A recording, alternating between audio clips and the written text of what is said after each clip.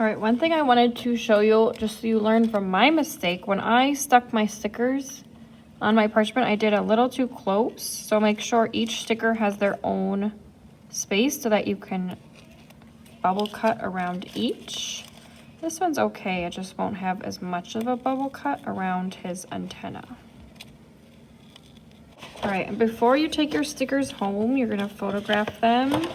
Just wanna show you those steps really quick. So I'm gonna lay them all out on this frame. It's okay if they go off the edge. Also, you don't have to use the frame. I just thought it was fun.